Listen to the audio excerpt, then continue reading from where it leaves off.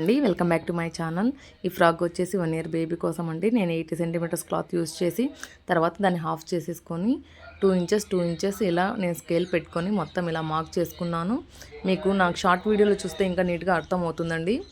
తర్వాత మొత్తము ఒకటి ముందుకు ఒకటి వెనక్కి ఇలా మడతలు మనం గుర్తు పెట్టుకున్నాం కదా 2 ఇంచెస్, అలాగా దాని దగ్గర నుంచి ఒకటి ముందుకు ఒకటి వెనక్కి ఇలా పెట్టేసుకొని బెల్ పిన్ పెట్టేస్తే మొత్తము ఇలా బెన్ పెన్ పెట్టేసినాం అనుకోండి, ఇలా వచ్చేస్తుంది. మొత్తము వచ్చేసిన తర్వాత దీన్ని మనము ఒక పైన ఒక స్టిచ్ వేసేయాలి. తర్వాత బెల్ పిన్ రిమూవ్ చేసేయండి. ఇలాగా నీట్గా స్టిచ్ చేసేయండి. తర్వాత బెల్ పిన్స్ రిమూవ్ చేసేయండి.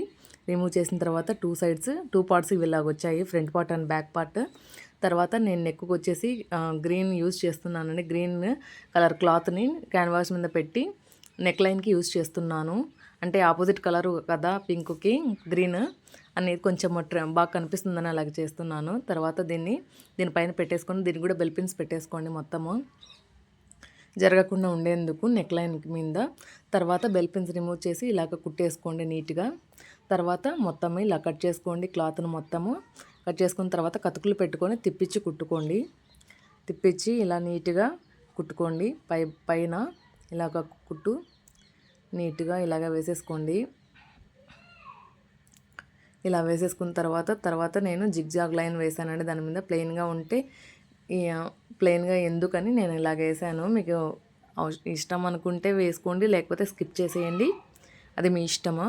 తర్వాత మొత్తం నేను ఇలాగ పెట్టేసి మొత్తం ఇలా పెట్టేసి మొత్తం స్టిచ్ చేసేస్తున్నాను. తర్వాత చూడండి ఇలాగ వచ్చేసింది. అంటే థ్రెడ్ వర్క్ లాగా కనిపిస్తుందని నేను ఇలాగ యూస్ చేస్తున్నాను. మీకు ఇష్టమైతే యూస్ చేయండి, లేకుంటే స్కిప్ చేసేయండి. మొత్తం 2 లైన్స్ వేసేసాను. మొత్తం ఇలాగ వచ్చేసిన తర్వాత నేను నెక్ లైన్కి లేస్ యూస్ చేశాను, వైట్ లేస్. తర్వాత బీడ్స్ కూడా యూస్ చేశాను.